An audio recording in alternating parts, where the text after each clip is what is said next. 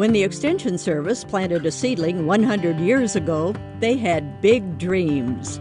They hoped the tree would grow strong and tall, and they hoped it would be fruitful. So they tended it carefully, and they watched. What happened to this tree over the years has been nothing short of remarkable. You see, it didn't just meet the women's early expectations, it far surpassed anything they could have dreamed. And that's what happens when you have determined and caring women, you add expertise and advice, and you encourage women to follow their hearts. The result is a towering tree with strong branches and amazing fruit.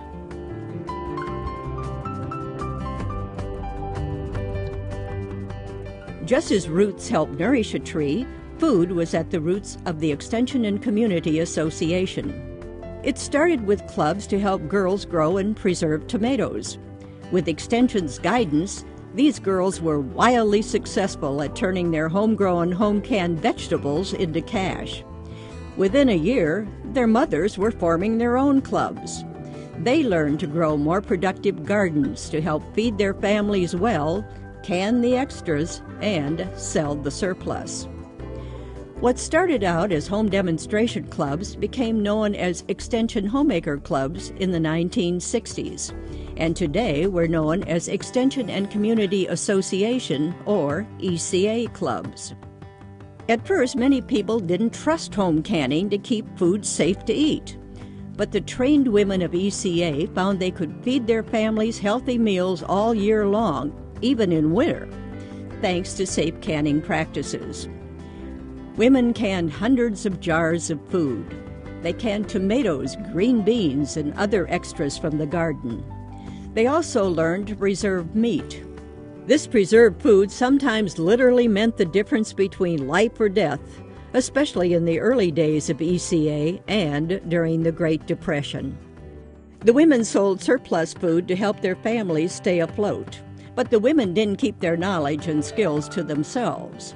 They taught their neighbors how to plant gardens, can, and survive. They also brought surplus food to schools. It just broke the women's hearts to think of any child going hungry. So they turned extra canned tomatoes and milk into tomato soup, and they used extra milk to make hot cocoa. Let's face it, these women were a force to be reckoned with. Club members started to grow different vegetables, especially when they found eager buyers at community curb markets. One magazine reporter just couldn't believe her eyes when she visited one of North Carolina's curb markets. I could not check on everything that was offered for sale that morning, but the following is what I observed. Anything in the pork or beef line, live or dressed chickens, vegetables of all kinds, some of them with the dew still on. Collard leaves were tied up in little bundles with a pot of red peppers, spinach, turnip greens, and young turnips with the tops. Green beans, limas, cornfield beans, sugar peas, new potatoes, raw sweet potatoes, and even baked sweet potatoes. One woman had yeast dough weighed out in pound batches wrapped in oil paper. Cakes of all kinds, cookies, chess pie. I've not mentioned half of what was there. The ECA's approach to food and health continues to adapt to the times. With obesity and diabetes so prevalent these days, it's been very valuable for women to learn to eat the right foods in the right amounts. Diabetics in particular have gained knowledge and encouragement about how to eat smart and move more. The clubs also emphasize exercise for everyone and gladly help spread the word throughout their communities. Some trends have come full circle. Many families today are pinched for money and concerned about healthy eating, so it only makes sense that canning is again popular. Home gardening and buying locally are big too. Also, newer generations are asking for help with cooking simple, healthy meals instead of relying on fast food and processed food. Now, it may be convenient to grab quick food, but it's not as healthy and it does cost more. Being healthy and saving money, that's at the heart of ECA.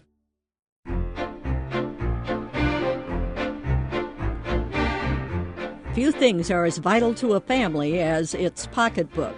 ECA has always helped women with financial matters, whether it was during the Great Depression or the high inflation days in the early 1980s. The clubs approach the issue in two ways. They help families to learn how to live on less, and they help women discover ways to bring in cash. ECA women have had a long history of making crafts, which proved to be very popular at county, regional, and state fairs. The Village of Yesteryear, a popular attraction at the state fair, has its roots in ECA. And in the East and the West, women sold their craft products to tourists, providing another source of income for the family. Many club members launched home businesses that brought in badly needed money. Some started thriving poultry operations. Other club members brought goods to curb markets. Now, their customers didn't just buy the surplus produce. The townspeople flocked in to buy extras like flowers and cakes and baskets. Who knew the club members could help their families so much by doing what they were already doing? We're positive if it had not been for the curb market, we would have been in the county home, or worse still, depended upon relatives. Our home was mortgaged, but now we have our home, and it's a comfortable one. We own our car, a small savings account, and we don't owe a penny. The ECA women's businesses help diversify farms, stabilize families, and lessen dependence on crippling credit. Most of us don't realize that 100 years ago, some farmers paid 1,000% interest on their loans. The cash that women earned helped modernize the state because it helped pay for improvements like indoor plumbing, electricity, and appliances. The extra income even helped some tenant farmers buy their own farms, and it also helped children stay in school and even go to college. Many women found two kinds of dividends, money and friends. Farm living could leave some women feeling lonely and isolated, but the women who joined ECA clubs gained confidence, poise, and friends. First of all, I think it is financial needs that prompt us to attend, and then once we get started, we cannot stop. It isn't a novelty that soon wears away, it gets next to us, and we always want to come back. We look forward to seeing our customers whom we soon learn to love, for we have learned through the curb market that our town folks are just as sweet and pleasant as they can be. In addition to bringing in more money, ECA members also learned how to do more with less. These women learned to sew and to do it well. And they were ingenious, some making clothes from heavy cotton feed sacks or from their husbands' old suits. Families learned to make their own mattresses using surplus cotton from the United States Department of Agriculture. And this program was revived in the 1960s. ECA women have always been can-do women. When the men were away in wars, they pulled together and helped bring in the crops. These crops were badly needed, not only for their families, but also for the nation. During a period of high inflation in the 1980s, the ECA clubs helped members figure out ways to conserve energy. In the mid-80s, more than 120,000 families reduced their energy and water use significantly by using auxiliary heating devices, water-saving gadgets, and energy-saving window treatments. The clubs also helped women find sources of extra income, like furniture refinishing, upholstering, or starting home businesses. In the process, the members of ECA clubs learned how to run a sound household. They came to know the importance of good record-keeping, budgeting, and planning.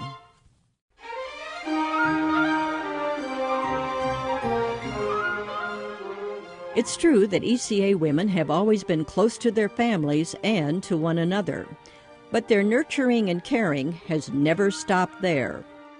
During the World Wars, the club women were on the front lines of community support. They collected fat and scrap metal. They grew victory gardens, and they knitted sweaters and socks for soldiers.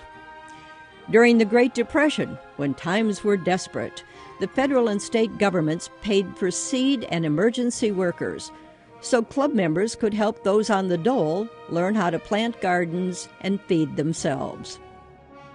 After World War II, the women did not forget the hardships that they had all gone through. They embraced the United Nations because they wanted so badly for war to end forever. In this role, the women turned outward. Through their association with the Associated Country Women of the World, they began to see that women all over the world wanted to work together for the common good. They began traveling to Washington, D.C., New York City, and eventually to other countries like Norway, Kenya, and England. During the 1960s and 70s, University Days on Wheels provided educational tours to different states across America. In 1976, an earthquake in Guatemala cut more than 700 people off from their water supply. So the women and children in Guatemala had to walk 2 miles at great altitude to reach the nearest water. The ECA women raised enough money to build wells for 3 villages in Guatemala. To pay for their projects, the women have somehow raised enormous sums of money, even in the hardest of times. This money has allowed the clubs to be amazingly generous. During World War II, they helped raise money to renovate and launch the hospital ship Larkspur. And in 1966, Extension Homemakers donated $100,000 of their butter and egg money to North Carolina State University as seed money for a continuing education center. The Jane S. McKimmon Center for Extension and Continuing Education opened its doors in 1976. ECA continues to evolve to meet the needs around them. The clubs have reached out to widowed people, to pregnant teens, to grandparents raising their grandchildren, and to foster children. There are programs like Aging with Gusto, Hispanic health fairs, and Black Churches United for Better Health. Club members have cleaned schoolyards and church grounds, and they've helped in nursing homes and health centers. They reached out to women suffering from abuse. They've made fidget aprons for people with Alzheimer's disease and sewn mastectomy pillows for cancer patients. The support is extended to military families, too. Many clubs collected coupons and sent them to military families here and abroad. Some club members even knitted helmet liners for soldiers, and they made cooling neck wraps for soldiers stationed in the Middle East. The needs are ever-changing, but the women's hearts stay the same.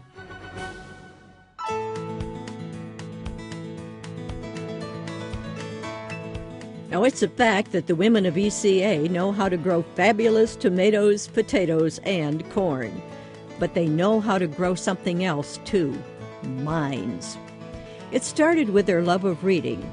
In the 1930s, the county agents arrived at club meetings with an inviting collection of library books, and the club members decided that their rural locations shouldn't stand in the way of reading. In typical style, they found an answer: bookmobiles. These traveling libraries delighted families with fresh words to read.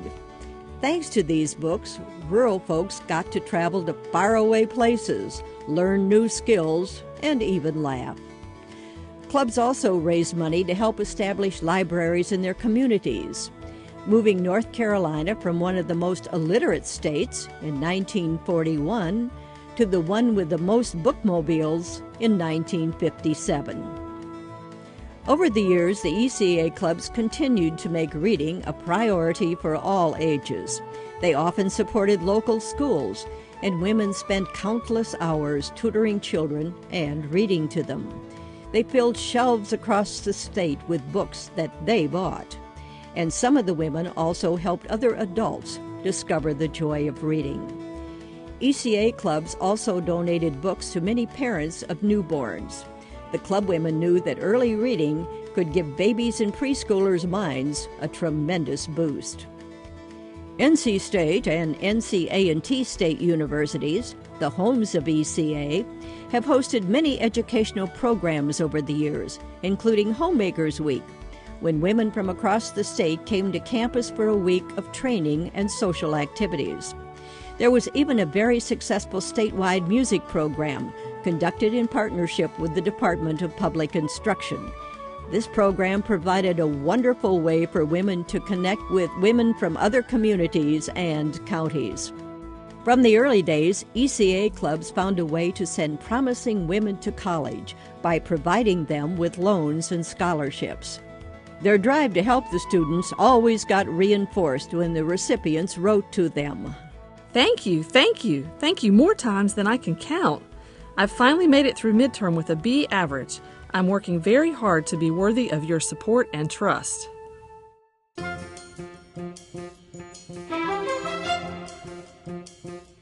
ECA has always responded to the needs of the community. In the process, the women have been changed, and so has the entire organization. Club members often discovered gifts that they never could have imagined. They find passions and expand their horizons. Many club members have become leaders, not only in their organization, but also in their communities. They've become mayors, county commissioners, and school board members. Their experience in the clubs allowed them to move easily into these leadership roles. During the 1918 flu pandemic, which killed 500,000 Americans, the club women stepped forward in valuable and visible ways. They cooked meals, taught about health, and helped with home nursing, and they served in emergency hospitals that were set up for the sick.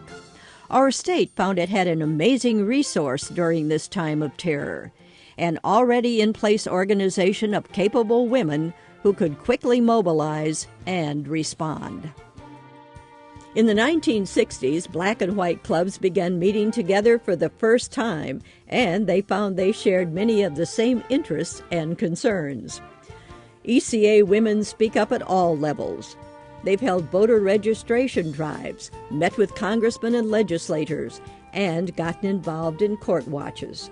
Through leadership programs, they've gained skills in networking, diplomacy, relationship building, professional development, and mentoring. In recent years, some women took advanced training to become those mentors. They've become a formidable force helping master volunteers programs like food preservation, money management, and gardening. When one club member was named Outstanding Leader of the Year in the 1980s, she said, "When I think how easily I could have missed being an extension homemaker, it's really frightening. Just think what I would have missed." Many words of praise have been said about ECA, words that have come from governors, neighbors, and even children.